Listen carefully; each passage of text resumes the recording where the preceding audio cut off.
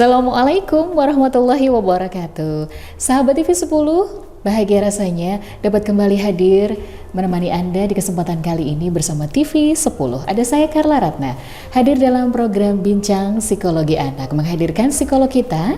Beliau psikolog anak dari Yayasan Pendidikan Islam Diponegoro, Surakarta. Ada Bunda Tarika. Assalamualaikum Bunda. Waalaikumsalam warahmatullahi wabarakatuh, Kak Nana. Sehat Kak? Alhamdulillah, cerah ceria hari ini. Iya. Dan bersemangat sekali untuk menemani sahabat TV 10, terutama ayah bunda, berbagi ilmu parenting. Karena begitu pentingnya ilmu parenting atau pola asuh ini untuk perkembangan putra-putri ya Kak ya. Iya. Jadi agar menyeimbangkan antara pertumbuhan dan perkembangannya baik secara fisik maupun psikisnya. Dan tentu saja kami mengundang Anda untuk berpartisipasi dalam program ini melalui line WhatsApp yang tersedia di layar.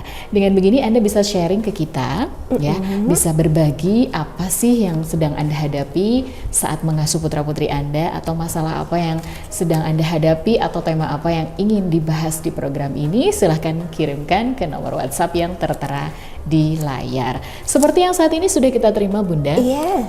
Ada WhatsApp dari Ibu Taris. Assalamualaikum Kak Tarika.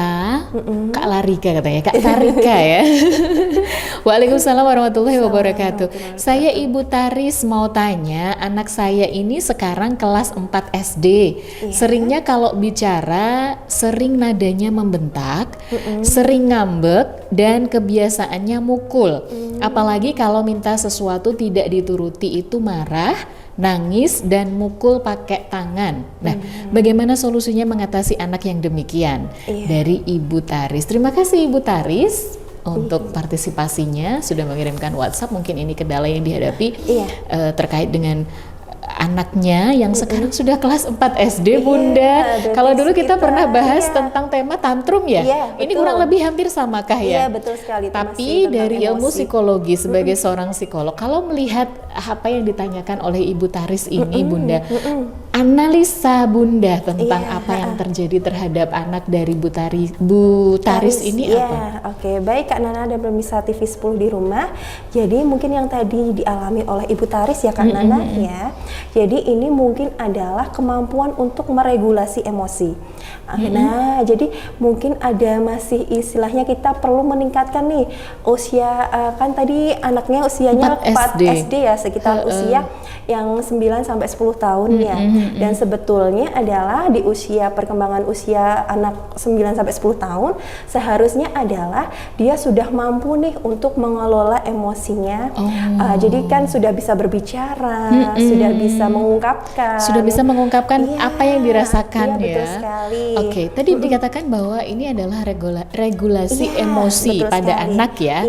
Berarti kita soroti dulu nih regulasi emosi ini apa gitu kan, sudah terjawab bahwa ini sebenarnya anak belum bisa mengelola regulasi emosinya. Regulasi emosi itu apa Bu? Oke, baik Kak Nana dan bisa TV 10 di rumah. Jadi regulasi emosi ini adalah kemampuan seseorang yang dimiliki seseorang untuk mengatur, menilai, kemudian menahan juga apa sih yang dari emosinya. Jadi mengelola, istilahnya mengelola emosinya. Kapan dia bisa untuk marah, marahnya pun tidak berlebihan. Untuk menahani, oh ini aku waktunya ada respon, aku marah, tapi marahku tidak berlebihan dan tidak menyakiti orang lain dan tidak istilahnya bersifat agresif. Nah, jadi kemampuan regulasi ini adalah kemampuan untuk mengelola emosi. Seperti itu Kak Nana. Regulasi emosi ini adalah kemampuan untuk mengelola emosi. Nah, kalau dari ilmu psikologi, itu sejak usia berapa harusnya anak sudah memiliki tahapan regulasi emosi ini? Oke, baik. Jadi kalau sejak usia kapan? Pasti kita membinanya adalah sejak usia dini ya. Jadi kan perkembangan emosi itu sebenarnya dari kandungan, itu kan istilahnya dari lahir pun, dari usia 0 bulan pun, bayi lahir itu kan sebenarnya sudah bisa mengekspresikan emosi dengan cara menangis. Itu kan sudah bisa kemampuan. Nah, kemampuan itu seiring berjalannya waktu, tumbuh Berjalannya dan usia. matang, iya, dan berjalannya usia itu biasanya usia dini sudah bisa nih, kayak kalau bilang usia 3 tahun sampai 4 tahun sudah bisa bilang aku nggak suka, aku marah, untuk menolak itu sudah bisa ya. Nah, dan sebenarnya selesai istilahnya bisa menahan emosinya, mengelola emosinya itu sebenarnya 5 sampai 6 tahun itu sudah mulai matang nih itu. Dan kematangan itu seiring dengan dukungan orang tua, contoh ada orang tua dan pengasuhan yang benar, maka anak yang sebenarnya usia SD, sekolah dasar, kemudian remaja itu nanti tambah matang untuk mengelola emosinya. Jadi ketika itu dia masuk SD otomatis sebenarnya regulasi emosinya juga sudah bagus ya harusnya ya Kak ya. Seberapa penting sih atau apa ya manfaatnya sih untuk regulasi emosi ini pada anak? Iya, baik. Sebenarnya penting banget ya, karena apa? Kemampuan meregulasi ini adalah menahan. Jadi menahan atau mengelola, sebenarnya mengelola. Pasti semua kan ada emosi negatif, kita mempunyai 2 emosi ya, emosi negatif dan emosi positif. Jadi kita kalau pasti kita pernah merasakan sedih, kecewa, marah, takut, itu kan segala sesuatu yang bersifat negatif ya. Tapi itu bisa kita lampiaskan atau bisa kita hadirkan itu dengan cara yang baik. Marahnya ya sudah, kita marah dengan sewajarnya. Kita kelola dengan baik. Semua kita lagi sebel nih, oke, kita istilahnya kita nangis boleh, tapi tetap pada batasannya. Nah, itu kan kita berusaha mengelola. Kemudian itu kita mencari kegiatan yang bermanfaat agar kita juga tidak terlalu sedih, tidak terlalu apa, kita mengalihkan ke hal yang lain. Itu juga proses untuk mengelola emosi seperti itu. Jadi penting ketika kita tidak mampu untuk mengelolanya, maka kita yang terjadi adalah satu, berlebihan marahnya, jadi cenderung memiliki sifat atau sikap agresif, seperti suka memukul, suka marah-marah, berteriak-teriak, padahal usianya sebenarnya sudah melewati masanya tantrum gitu ya. Kalau tantrum itu kan sampai anak-anak usia sekitar 4 sampai 5 tahun kan sudah istilahnya sudah berkurang, sudah stabil lah ya emosinya. Kemudian ada juga nih kayak dewasa ini, kayak usianya sudah dewasa tapi dia kok masih tidak bisa menahan emosi juga kan, itu akibat kedepannya seperti itu. Jadi kayak marah-marah, mukul, ya. Sifat impulsif atau sifat yang pokoknya tidak memikirkan, yang penting maju dulu tapi menyesalnya kemudian, istilahnya setelahnya. Nah, itu kan sifat impulsifnya. Jadi penting banget nih untuk kita mengelola emosi. Jadi regulasi emosi ini penting karena apa, nanti bentuk pelampiasannya pasti berbeda ya. Tidak meledak-ledak, tidak berlebihan. Seperti itu ya Bun ya. Iya, lebih jadi kayak mendapat ketika ada masalah, kita responnya tetap tenang, walaupun itu sebenarnya membuat sedih, kecewa, pasti nangis, pasti nangis gitu.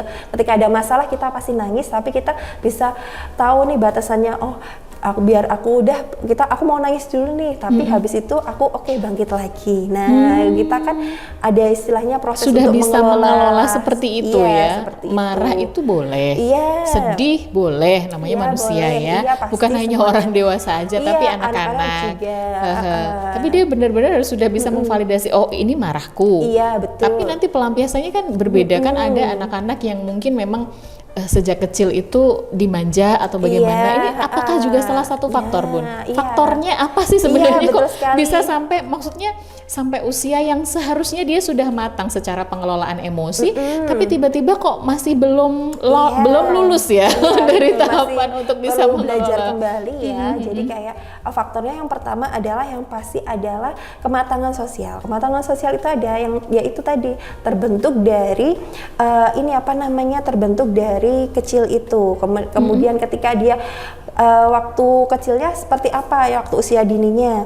Semama apakah ketika dia dia ingin sesuatu, apakah dengan caranya marah-marah gitu. Jadi kayak ada beberapa anak nih, kayak dia pengen sesuatu, senjatanya itu karena terbiasa ketika itu dia nangis, terus akhirnya nggak tega nih mamahnya sama papahnya, terus akhirnya diturutin. Akhirnya dia membentuk pola seperti itu. Jadi kayak kalau aku jadi nangis senjata, pasti nanti diturutin kalau minta apa terus nangis gitu seperti ya. itu. Akhirnya itu menjadi terbiasa. Nah, itu terbawa sampai itu ada yang ke perkembangan selanjutnya, yang sekolah dasar atau SMP atau dewasa nantinya. Nah itu juga bisa seperti itu.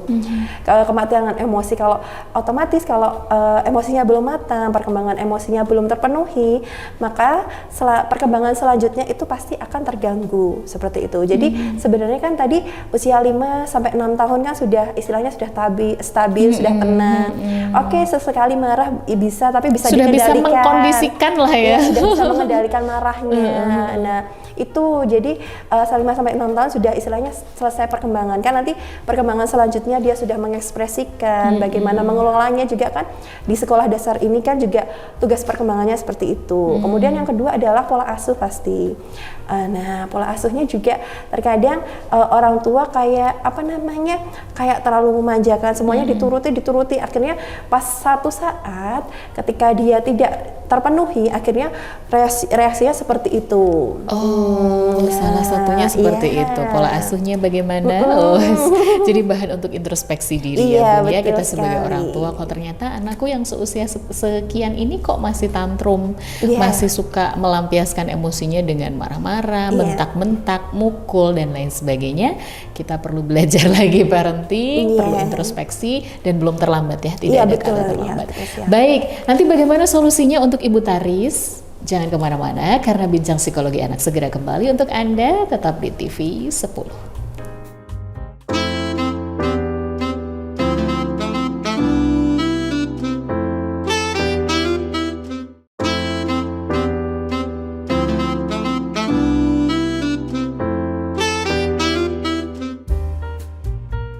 Bincang Psikologi Anak dari TV 10 masih bersama saya Carla Ratna dan juga psikolog anak kita Bunda Tharika Isnaning Tias. Bunda, kalau kita bicara tentang regulasi emosi pada anak-anak yang harusnya memang sudah belajar dari dini ya, karena sebenarnya anak-anak ini dari bayi pun sudah bisa mengeluarkan emosinya. Cuman kan caranya berbeda. Seiring bertambahnya usia maka semakin matang tingkat regulasi emosinya. Nah, ini harus diimbangi dengan pola asuh juga yang otomatis membuat dia atau biar dia bisa mengelola emosinya. Nah, terutama nih pola asuh yang orang tua yang mungkin baru anak pertama ya, atau mungkin anak yang memang ditunggu-tunggu biasanya gitu kan, pasti akan dimanja atau seperti apa. Nah, ternyata dampaknya kayak gitu ya Bun ya. Ada efek, ya tidak semua, tapi kebanyakan akan menjadi seperti itu. Apalagi yang dikeluhkan oleh Ibu Taris ini Kak, yang anaknya sudah kelas 4 SD, seringnya kalau bicara itu nadanya membentak, sering ngambek juga, terus kebiasaannya mukul, apalagi kalau minta sesuatu tidak dituruti jadi marah, nangis dan mukul pakai tangan. Nah, solusinya ini yang mau kita bagi ke Ibu Taris. Tapi juga mungkin mengundang untuk orang tua yang ada di rumah juga. Apabila Anda juga memiliki keluhan lain, wah kok anakku begini ya Bun ya, belum sempat ini ke tempatnya Bunda Tharika, boleh kok langsung saja dikonsultasikan melalui nomor WhatsApp yang tertera di layar. Baik, sekarang kembali ke Bu Taris. Baik Kak Nana dan pemirsa TV 10 di rumah. Untuk kepada Bu Taris, coba deh, kan ini sudah 9 sampai 10 tahun ya. Kita mungkin pas waktu moodnya anaknya itu baik, kita ajak bicara deh. Istilahnya gini, bicara kayak gini dari hati ke hati. Intinya gini, kalau biasanya kok dia meminta sesuatu, coba kakak bisa nggak bicaranya baik-baik. Jadi kayak gini, istilahnya gini, bicara, kakak pengen apa? Kakak sudah bisa bicara ya, sudah bisa diajak diskusi. Bilang sama mama, bicara aja apa yang pengen kakak itu. Kemudian satu juga cek dulu. Kok bisa anak itu bisa dapat mukul, nada keras dan sebagainya. Cek dulu lingkungan sekitarnya juga. Apakah ada yang seperti itu? Entah itu mungkin dari lingkungan sekolahnya ataupun lingkungan di rumahnya, itu juga dicek. Jangan-jangan ekspresi emosi itu didapatkan anak itu dari lingkungannya. Jadi kalau aku pengen sesuatu, caranya seperti itu. Jangan-jangan dia ada istilahnya role model. Entah itu di lingkungannya atau di sekolahnya, itu coba dicek juga. Kok bisa dia kok berteriak dan sebagainya. Atau juga yang terakhir juga bisa ada, yang selanjutnya adalah bisa dia karena mungkin sebelumnya itu caranya dia meminta meminta itu seperti itu. Jadi dengan senjatanya memang begitu. Senjatanya dia dengan berteriak-teriak, kemudian berteriak-teriak, kemudian mukul-mukul gitu, atau sambil mukul-mukul dan sebagainya. Biar saking sebelnya itu juga ekspresi emosinya seperti itu, akhirnya dia lama-lama dia memiliki pola yang seperti itu. Jadi ketika nggak dituruti dia seperti itu. Nah, itu juga yang pertama dilakukan adalah coba ketika moodnya baik, bicarakan dulu sama anaknya. Udah bisa diajak bicara kok, soalnya kelas 4 ya. Iya, pasti, kecuali insya Allah enggak ya, istilahnya kalau udah kelas 4 insya Allah sudah bisa diajak bicara, berkomunikasi dengan cari dulu moodnya baik, anak senengnya apa, atau kita sambil jalan-jalan atau sambil pas waktu dia santai gitu, kita ajak deh, coba kenapa sih kakak akhir-akhir ini kok teriak-teriak sama mama atau suka mukul-mukul, itu kenapa? Itu kan sudah bisa nih anak itu menjelaskan kan. Kemudian yang kedua yaitu coba dicek di lingkungan sekitarnya. Jangan-jangan ada role model nih yang membuat anak itu berperilaku seperti itu. Jadi kayak dia kalau aku tuh pengen ini, aku harus ini. Nah, itu sebenarnya jadi meniru.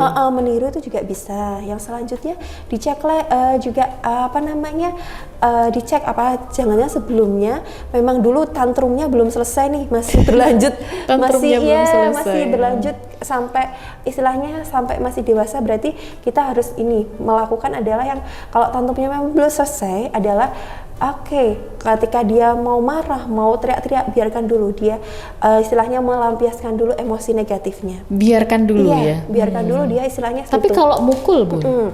Kalau mukul adalah kita cari dulu ini,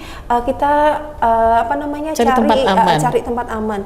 Yang satu yang penting adalah mukulnya adalah dia tidak menyakiti orang lain dan tidak menyakiti dirinya sendiri. Tidak menyakiti orang lain dan tidak menyakiti dirinya sendiri. Jadi yang aman dulu, terserah dia mau nangis. Yang penting berdua nih siapa yang biasanya bisa istilahnya bisa diajak, yang dia anak ini nyaman siapa, entah itu mamahnya atau papahnya boleh. Yang penting sudah kamu kalau jadi biarkan dulu, mau dulu. Ngamuk, mau nangis, mau gimana biarkan dulu.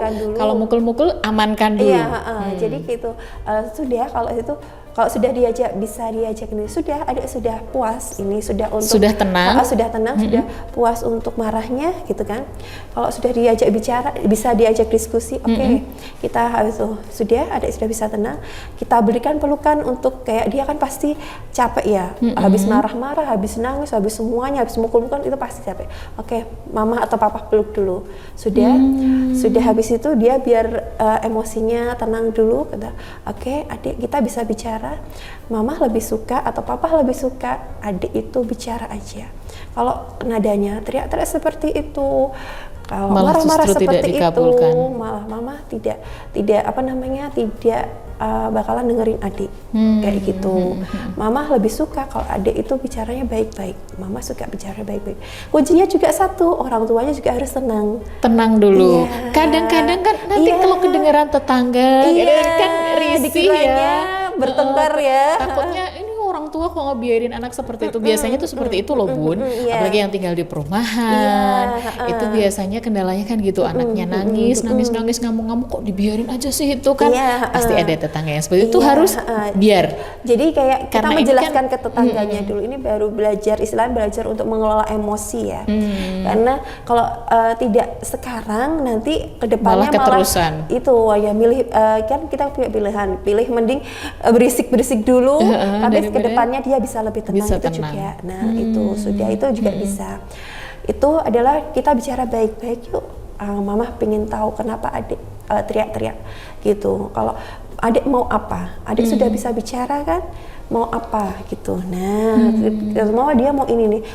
Bicara coba baik-baik sama mama sama papa. Nah, itu juga itu seperti itu. Kemudian latih setiap harinya, coba kayak kita latih relaksasi. Jadi pencegahannya itu juga karena ini tahu ya kayak ini masalah tentang emosi. Coba kita melatih relaksasi. Bisa caranya kayak tarik nafas, buang nafas lewat mulut, tarik lewat hidung, dihembuskan lewat mulut. Nah itu minta anak semama kalau lagi marah-marah gitu, coba tarik nafas dulu, hembuskan lewat mulut. Nah atau setiap harinya kita konsistenkan nih untuk relaksasi seperti itu, untuk istilahnya mencegah agar anak itu tidak terlalu meluap-luap emosinya. Itu tidak juga bisa selalu meledak-ledak ya. Kontrolnya itu adalah dengan relaksasi. Iya, itu juga bisa. Nah, seperti itu. Jadi tahapannya seperti itu Kak Nana. Jadi kayak kita cek dulu, yang pertama yaitu dilihat dulu kita cek apa lingkungan sekitar tuh ada seperti itu. Kalau memang ada semua, oh ini dari ininya. Semua tinggal sama orang tuanya, mbahnya kalau ngomong itu kayak gitu. Nah, seperti itu kita berarti oke, kita harus istilahnya ngasih tahu anaknya kalau caranya nggak seperti itu. Jangan ditiru yang seperti itu. Ya. Kemudian kelola juga emosinya, kayak pakai relaksasi, tarik nafas, buang nafas. Kemudian kalau mau ini bicara baik-baik, tanamkan seperti itu. Cek juga pola asuhnya. Apa jangan-jangan selesaikan dulu di tantrum yang belum selesai ya. Nah, itu dengan cara biarkan dia meluapkan emosinya dulu sampai dia capek, dia tenang, sudah baru kita bicara baik-baik. Yang penting tidak membahayakan dirinya dan tidak membahayakan orang lain ya Bunda. Jadi kalau misalnya mau pakai apa, biasanya kalau marah mukul atau ngelempar apa, diamankan dulu. Yang penting pokoknya dikuat-kuatin ya. Dia mau nangis, mau ya seperti tantrum pada umumnya lah ya. Betul sekali. Itu biar dulu gitu ya. Biar dulu. Jadi kayak memang apalagi udah besar ya. Menguras energinya dulu. Menguras maksudnya lebih biar dia mengeluarkan dulu.